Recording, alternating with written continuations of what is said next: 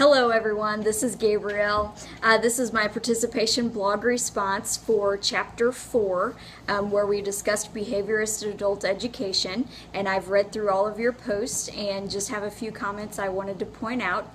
After I read Susan's response blog, I too wanted to visit the Twin Oaks website.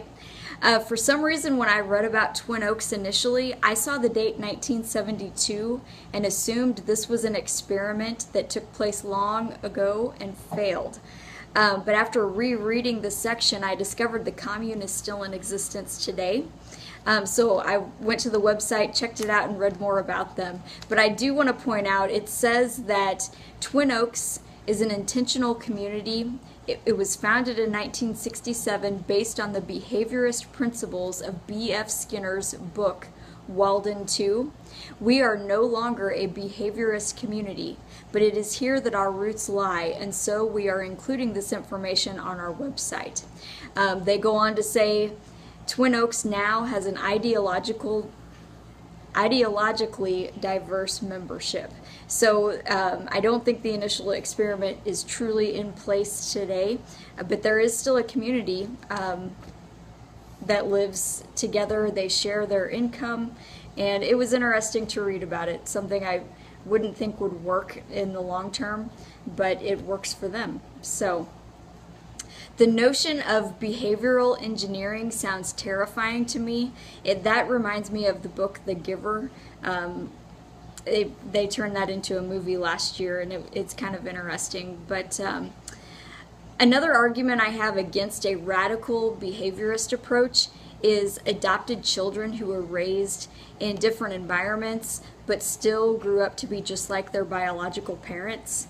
I know of 2 different families who witnessed this in raising adopted children. Don't know if anyone else has an opinion about that or not. I just think that we have innate traits that cannot be ignored. We also have free will to act on our desires or to ignore those desires. So I think about that a lot and have whenever I've read about behaviorism. So for the next part of my response blog, Mr. Wilmarth suggested I discuss more about the book Drive by Daniel Pink. It's a book that I mentioned in my readings blog last week, and this Drive is a business leadership book that investigates intrinsic and extrinsic motivation.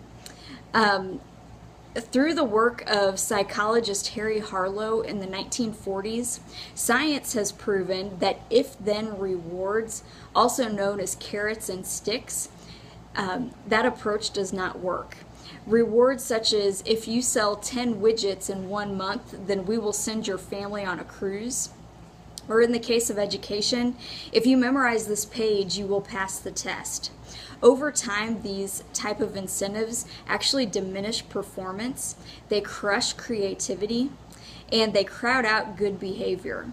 So this type of reward system encourages unethical behavior, and it fosters short-term thinking. The book goes on to discuss when it comes to motivation, there's a gap between what science knows and what business does. There are 3 elements which actually encourage intrinsic motivation, and those elements are autonomy, self-directedness, mastery, having something that is important to you that you want to be better at, and finding purpose in the job that you have and finding a purpose in this world. Those are things that really encourage that intrinsic motivation.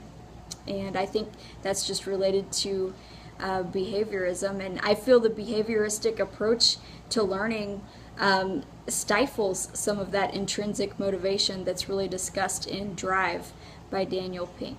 So thank you. Bye.